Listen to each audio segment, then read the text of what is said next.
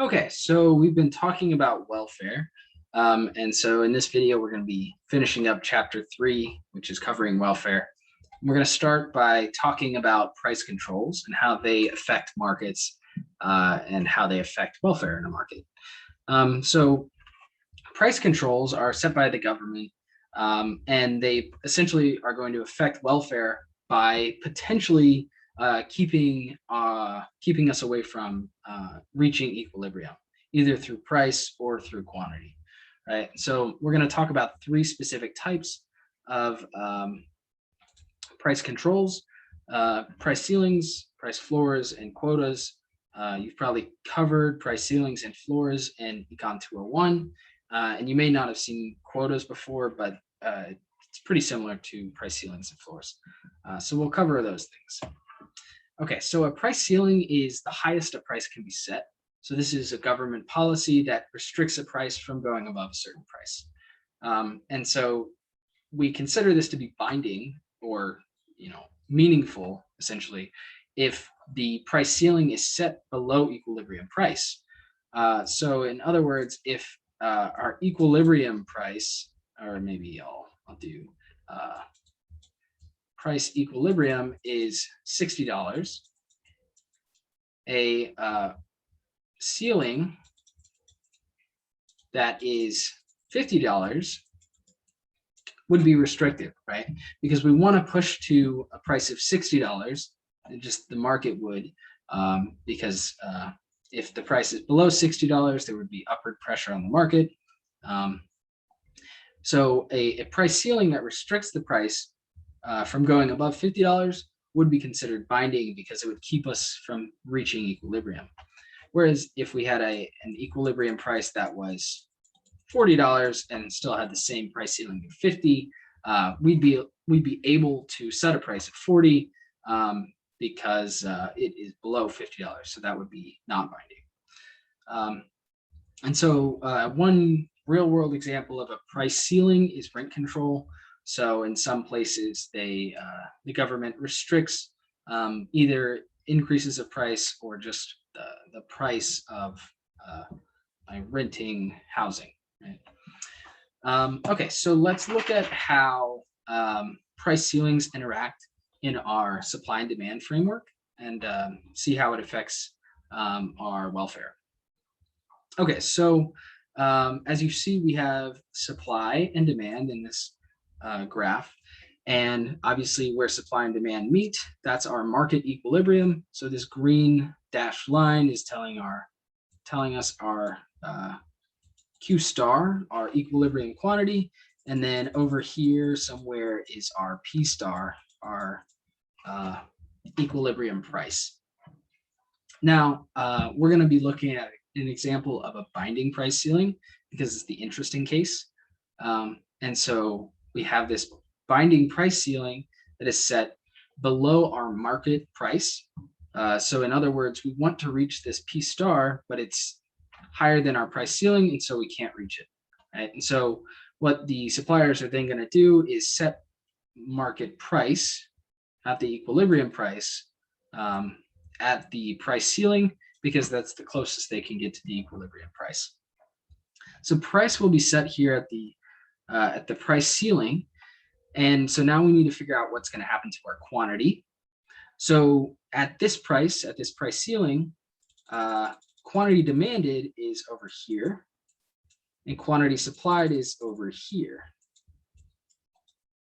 All right. So because quantity supplied here is going to be lower than quantity demanded, that's another signal that we're not at our equilibrium, because we know in equilibrium, quantity supplied is equal to quantity demanded.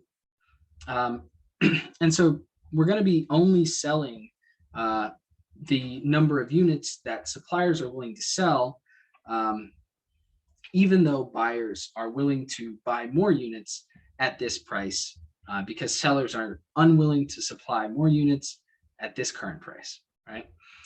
And so this is going to create what we call deadweight loss. And so deadweight loss is essentially lost surplus that could have gone to either producers or consumers, but does not occur because of some sort of market distortion. And so In the absence of this price ceiling, we would reach equilibrium, and we kind of say that there are trades between consumers and producers that would happen that are not happening because the price is being restricted. So in other words, if the price is allowed to go to equilibrium, the price will go to equilibrium, and there are buyers who would be able to buy this good at the equilibrium price, and sellers who would be willing to supply the good at the equilibrium price. So more trades would happen if we could reach equilibrium. Those trades are not happening, so that's why we get this deadweight loss. The other thing that's happening here is that there's some shift in in surplus from producers to consumers, because now that we've restricted the price to be lower than our equilibrium price, every good sold is being sold at a lower price than it otherwise would be sold at. So if you're a consumer up here who's willing to pay this much, normally without a price ceiling, you would be paying the equilibrium price. But with this price ceiling, you're paying the slightly lower price ceiling price. And so you're getting a slightly better deal, or you're just getting a little bit more consumer surplus. Of course, on the other side of this, all of the sellers are now selling each unit for slightly lower. And so they're getting a slightly worse deal. And so they'll have slightly lower producer surplus. Yeah. Okay, so let's talk a little bit about price floors. Again, very similar to price ceilings. It's the opposite though. So if you're in a room, you cannot go below the floor. This is true as well for price floors. So the price floor is essentially set by the government. They say this is the lowest price you can set for this good or service. You can't set a price lower than that, right? And so a price ceiling, or a price floor, I should say floor, will be binding if the floor is set above the equilibrium price. So in other words, if we want to set, if equilibrium price is lower and we want to move to a lower price, if the floor is above that equilibrium price, that'll prevent us from getting to that equilibrium. And then of course, if the price floor is below our equilibrium price, that's not going to affect our ability to set equilibrium price, and that will not be binding. And the key example here is the minimum wage. So the federal minimum wage is set at $7.25. If, for example, the equilibrium wage in some market was $5 an hour instead of $7.25, that would be a binding minimum wage or binding price floor. Okay, so let's look at how a price floor interacts in our supply and demand framework. So again, we're going to have essentially the same supply and demand curve here, and we will have an equilibrium point that we will not be able to reach because we have a price floor. And so the price floor is the lowest price we can set.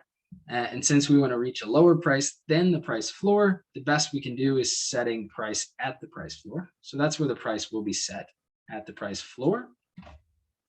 And so again, suppliers are willing to sell more than buyers are going to be willing to buy at that price, right? Because the price is too high, we're going to have a difference in the quantity supplied and quantity demanded.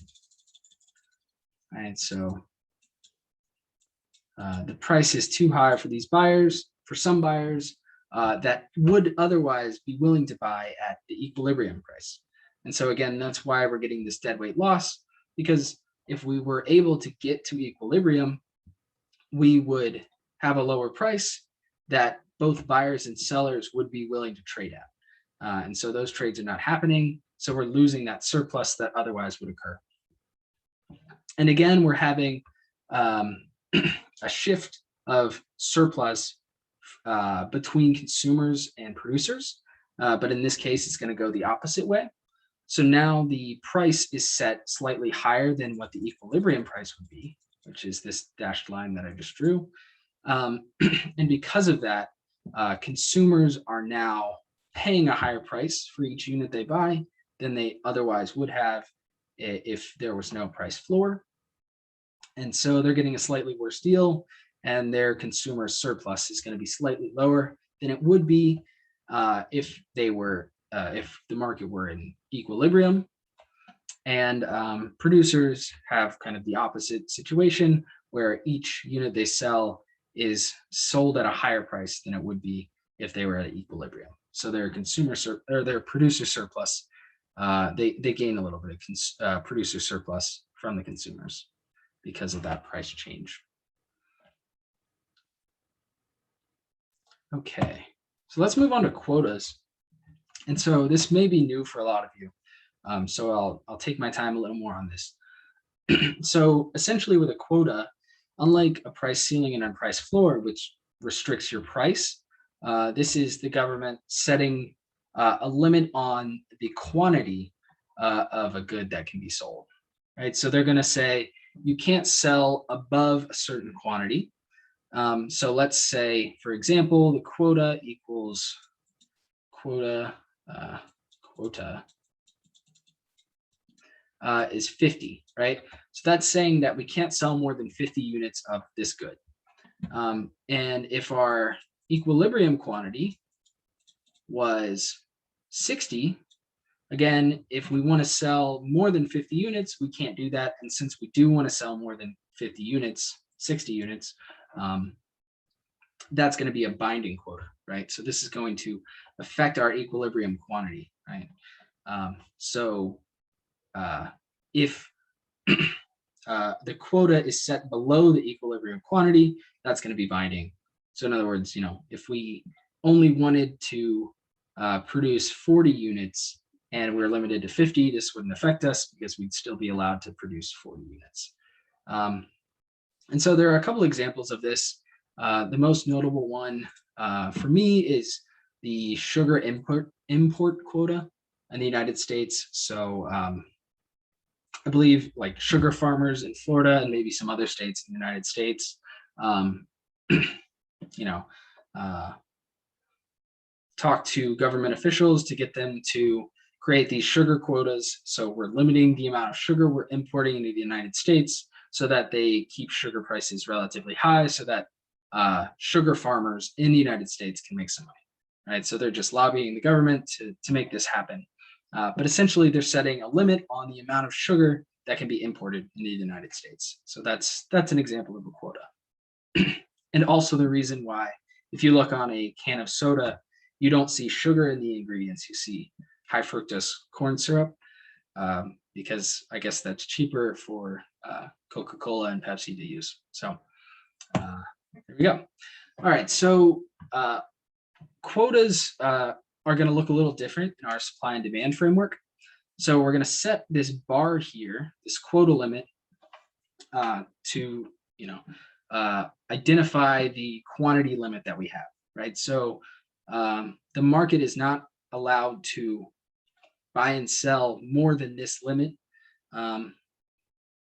And we can see that this is going to be binding because this limit is below the equilibrium quantity. So Q star is our equilibrium quantity, and this is Q quota, which is less than our equilibrium, right? So this is going to affect our market equilibrium, and we're gonna reach a different outcome than we would without the quota. And so a couple of things are going to happen.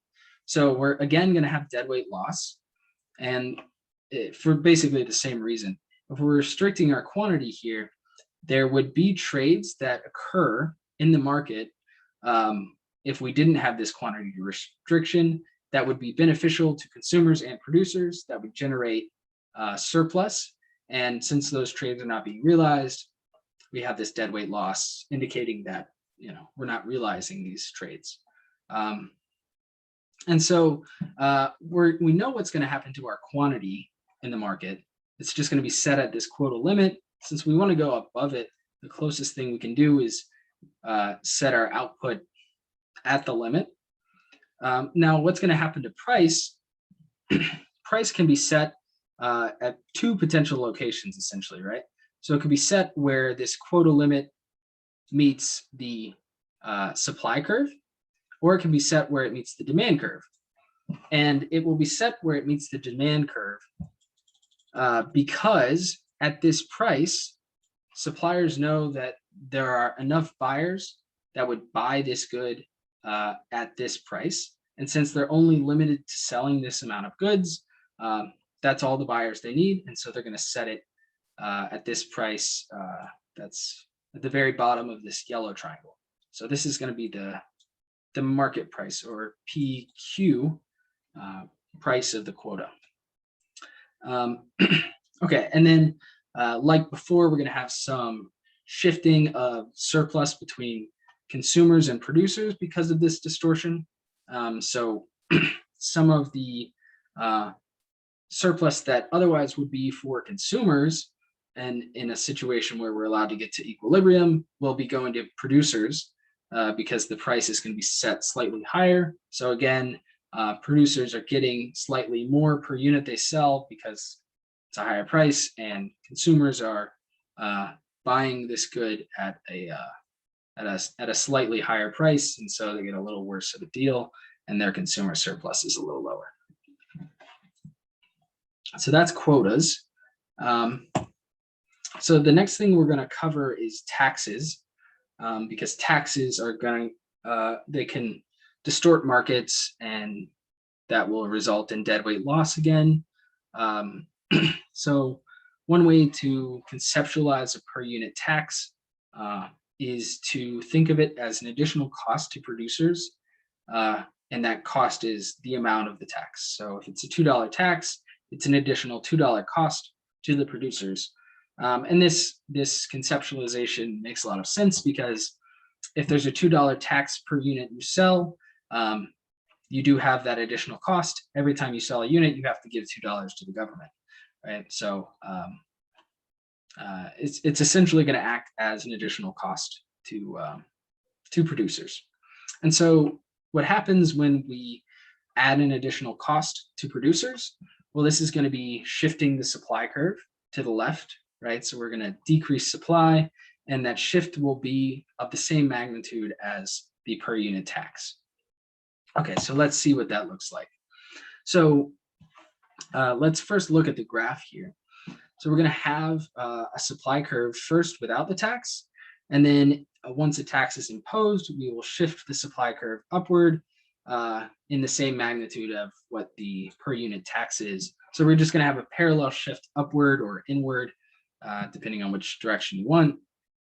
And so this is just going to look like a shifted supply curve.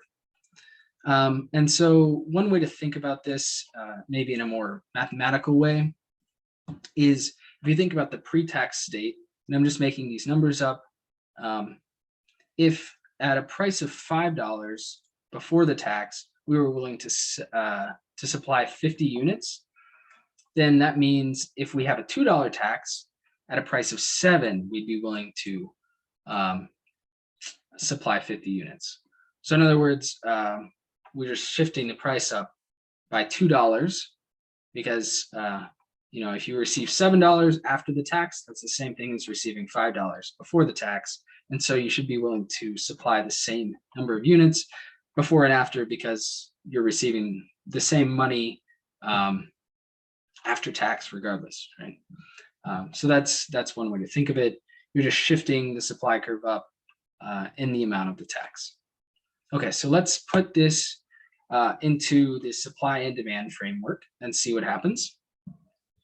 Okay, so we've got our supply curve shifted inward or upward in the size of the tax, right? So we've got this old supply curve, which we can meet up with our only demand curve, and that's going to be our old equilibrium point. And then now we have this new supply curve that includes the tax. That meets the demand curve here, so that would be our where we'll produce given that there's a tax. And so again, this is going to result in deadweight loss, basically for the same reasons as the quotas and price floors and ceilings, because in the absence of the tax, the price would be lower, and that would allow trades to happen that are not happening now, right? So if we were allowed to just operate without the tax, more goods would be bought and sold. That would result in consumer surplus and producer surplus. Okay, and so we're going to have an additional complication with this. Now we're going to have some tax revenue, but I'll talk about that after I talk about the consumer surplus and producer surplus. So the price that consumers are going to pay for the good is going to be at this new equilibrium price, right? So the very bottom of this yellow triangle. And so to find their consumer surplus, we're just going to do like normal, take the area between the demand curve and the price they pay, right? And so since they're paying that price, this yellow triangle is going to be their consumer surplus. And so for producer surplus, again, we need to find the difference between their supply curve and the price they receive per unit. And so this is their supply curve right here. And they're going to receive the same price they charge consumers, except for they're going to have to take out the per unit tax that they have to give to the government. So they sell at the same price the consumers buy at, subtract the tax, which is what now the supplier will get. And so now they receive this price here. And so the area between that price and the supply curve is this green triangle labeled producer surplus. And then finally, we have this leftover rectangle, which is going to be our tax revenue. So we know that we're producing this QT amount, the quantity we produce under the tax, where the supply curve that includes the tax meets the demand curve. We're producing that many units, and we know that tax is of this magnitude per unit. So to find total tax revenue, we just multiply tax per unit times how many units we had. And so in other words, we're just finding the area of this rectangle. So we can think of this area as the tax revenue box, right? And so because again, the price consumers and producers are receiving and paying for this good is now different than it would be in the absence of the tax. They're transferring some of their surplus to the government in this case, in the form of tax revenue. Okay, so now we want to talk about more to do with taxes and deadweight loss and how elasticity plays a role in determining how much deadweight loss actually exists. And so deadweight loss is determined by two things. One is the size of the tax, right? So if the tax is a larger tax, that's generally going to be more deadweight loss, right? So if we increase the size of the tax, that's going to increase deadweight loss. But it will also be determined by the elasticity of the supply and demand curves.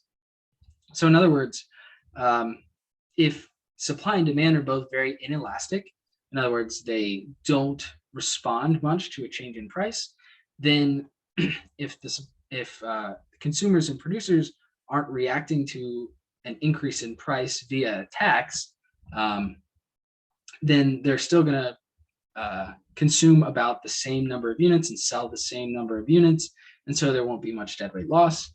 And then, of course, on the opposite end of that, if the supply and demand curve are both very elastic, in other words, consumers and producers are reacting heavily to the tax, then there's going to be a lot of deadweight loss because they're going to reduce the amount they buy and sell by a lot.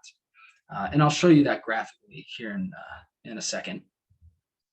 And then finally, we can look at how the tax burden falls between producers and consumers.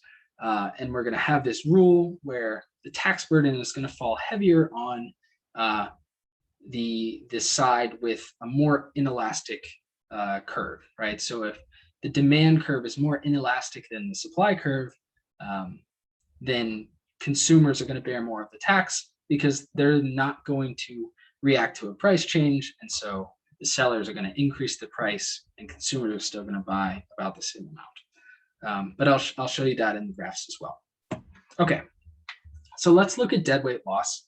And so I've got two different supply and demand curves in this page.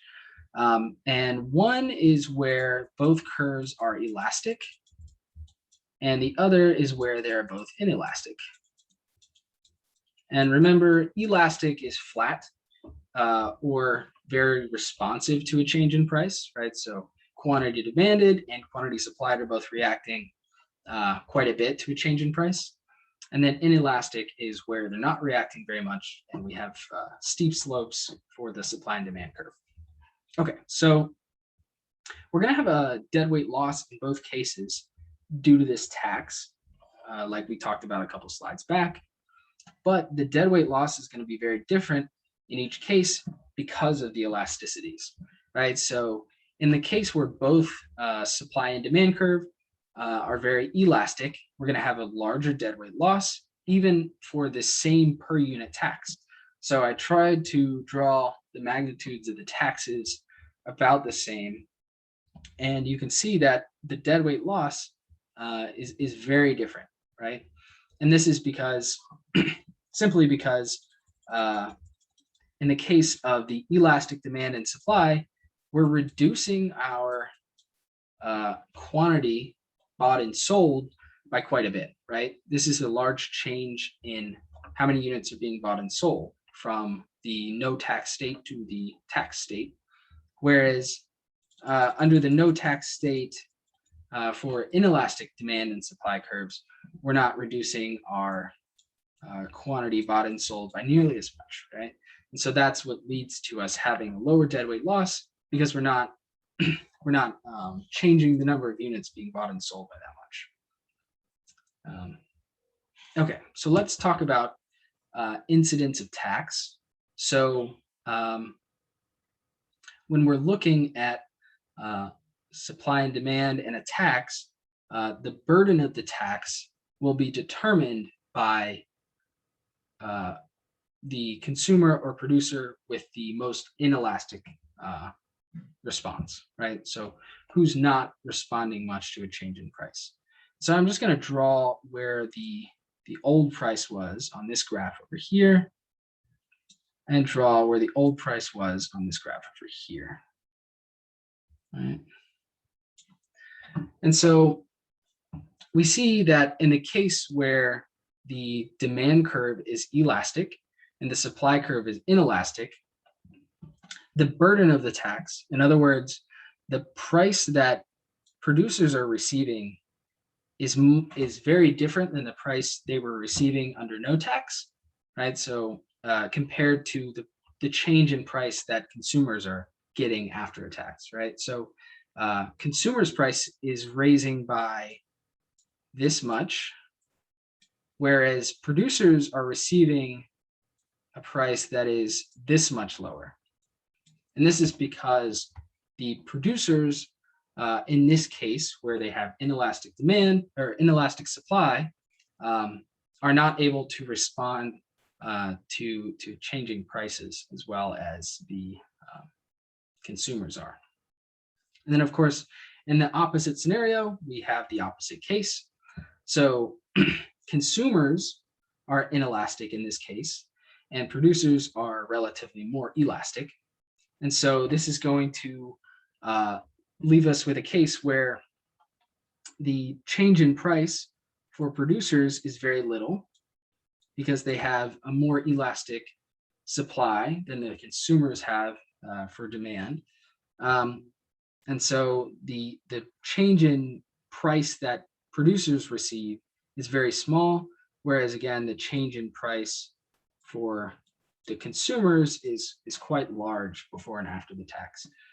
So again, the burden of the tax is going to fall on the party, and by party I mean consumer or producer, that has the more inelastic curve, and that's because if they're inelastic, they're not able to respond to a change in price by reducing the quantity they supply or quantity they demand.